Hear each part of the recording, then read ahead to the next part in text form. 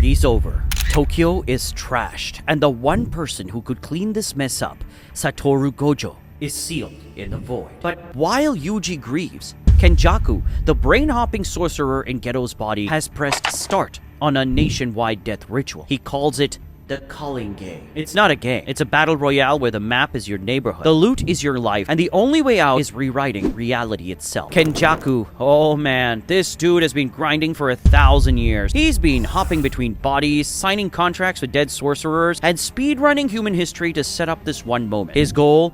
Merge all of humanity with Master Tengen, the immortal basement dweller who maintains Japan's barrier network, to force evolve humanity into some kind of cosmic cursed energy. But he needs massive cursed energy to kickstart this merger. So, what does he do? He builds a cursed energy farm. Here's the setup. Kenjaku erected 10 massive barriers across Japan. Full-on server regions called Colonies, Tokyo, Sendai, Osaka, and 7 others. Each one is a self-contained battle royale arena connected by invisible ley lines spanning the country. He Frankensteined together 10 different game lobbies and said, let's see what happens when we force thousands of people to fight to the death simultaneously. And oh, he's already drafted the players. Remember at the end of Season 2 when Kenjaku activated idol transfiguration remotely? Yeah, that woke up thousands of potential sorcerers across Japan. The Awakened. These are regular people, your neighbors, your co-workers, dormant curse techniques. And Kenjaku just force-installed the DLC without asking. Imagine going to bed as a normal person and waking up able to manipulate shadows or summon constructs. 0 skill points allocated,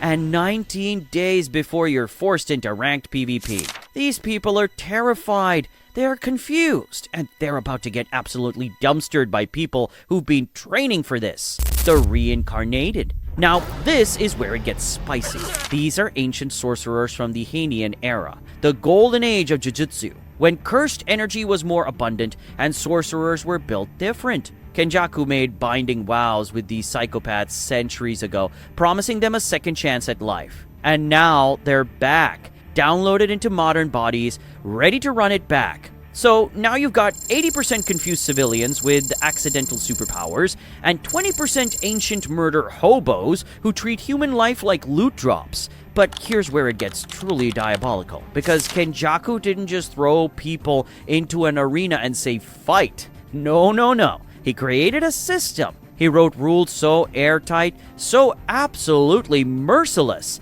that even if you wanted to be a good person, the game itself would force you to become a killer. And those rules, they're enforced by something far more than a curse. Okay, so here's where the Culling Game goes from this is bad to this is a Black Mirror episode directed by Junji Ito.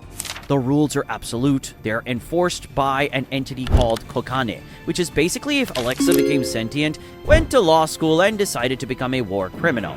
Alright, picture this. A little floating familiar that follows you around, tracks your kills, announces rule updates, and passively reminds you that you're on a timer. You can't destroy it, you can't ignore it, it's always there, always watching, always judging. It's the most passive-aggressive death sentence ever designed. Now, we saw the rules. Did we catch them? No. Did we understand them? Also no. So, let me make your life simple. Rule 1, forced entry. Players must enter a colony within 19 days of awakening. If you're one of the awakened, like Sumiki, Megumi's sister, you don't get a choice. You can't just say, nah, I'm good. You have 19 days. That's it. 19 days to say goodbye to your family. 19 days to write a will. 19 days to come to terms with the fact that you're about to enter a Thunderdome filled with people who want you dead. And if you refuse, well, that brings us to the follow-up. Technique removal. Now, that sounds like you just lose your powers, right? Like, oh no, I can't shoot fireballs anymore. Guess I'll just go back to my normal life. Wrong.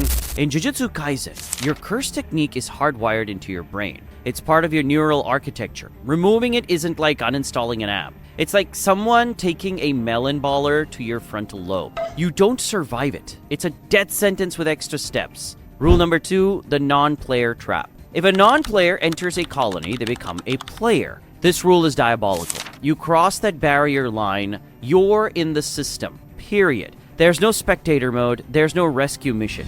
Let's say your friend got awakened and forced into a colony. You want to help them. You think, I'll just go in, grab them, and bounce. The second you cross that barrier, congratulations, you're now a player. This rule isolates players completely. Families can't save you, friends can't extract you. You're alone, and if someone tries to help, they just become another victim. Rule number 3, the scoreboard. Points are awarded for ending the life of another player. Here's where Kenjaku gamified murder. Kill a sorcerer, 5 points. Kill a non-sorcerer, 1 point. He turned human life into a point-per-kill system, and this creates a horrifying strategy. Do you hunt weak targets for safe, consistent points? Or do you risk fighting a grade 1 sorcerer for maximum efficiency? Do you farm civilians like a psychopath? Or do you maintain your humanity and fall behind on points? Every encounter becomes a cost-benefit analysis where human life is the currency. It's dehumanization by design. Rule number 4, no camping allowed.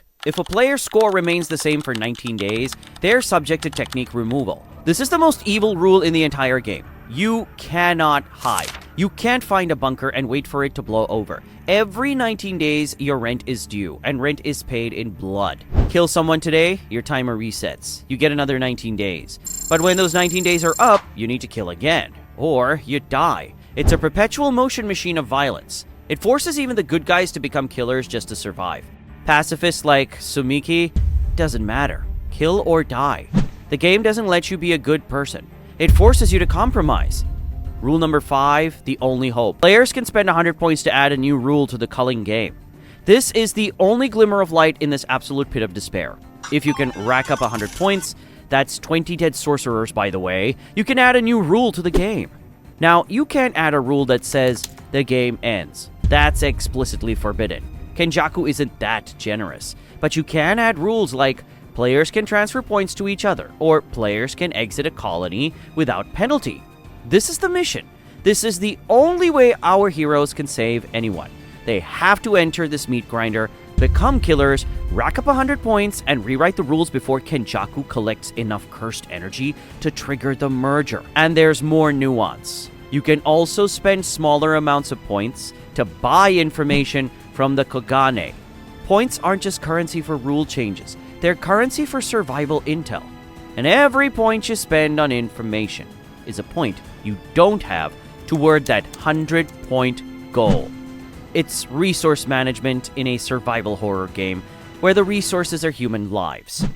Phase 4, the colony system.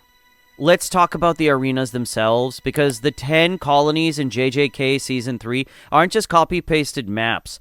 Each one is different. Tokyo Colony number 1, urban warfare, skyscrapers, subways, tight corridors, vertical combat. It's like playing Call of Duty in Shibuya, except everyone has superpowers and there's no respawn. Sendai Colony, mix of residential and commercial zones. More open spaces, different player density, different threat level. Some colonies have higher concentrations of reincarnated sorcerers, which make them exponentially more deadly. Some have more awakened civilians, which makes them chaotic but potentially easier to survive if you're skilled. The barriers themselves are semi-permeable. You can enter, but you can't leave without meeting specific conditions. They are one-way doors. When you're in, and inside, cursed energy is amplified. Techniques hit harder. Domains are more stable. The air itself feels oppressive, like the atmosphere is pressing down on you. And here's where it gets strategic. Players can theoretically move between colonies, but doing so resets certain conditions and exposes you to new threats. Choosing which colony to enter becomes a tactical decision. It's like choosing your starting zone in an MMO, except the wrong choice gets you killed in the first place. The Fractured Squad. The Jujutsu High Squad is gutted. Jojo's sealed, Nanami's gone, Nobara's MIA. Yuji Itadori has a death wish and an execution order, but he doesn't care. He's not fighting for a future. He's fighting for atonement. Megumi Fushiguro is entering for one reason: Sumiki. His pacifist stepsister was a Wakiku and has 19 days to enter a colony or die. Megumi has to find her, protect her, and kill enough people to earn 100 points to save her. Yuta Okotsu is the wild card. Season 2's cliffhanger showed him saying he'd kill Yuji himself. Is he serious or playing 4D chess? Plus, Maki has fundamentally changed. Hakari finally shows up, and he's cracked, and everyone has their own reasons for diving into this nightmare. The Culling Game is going to test every single one of them.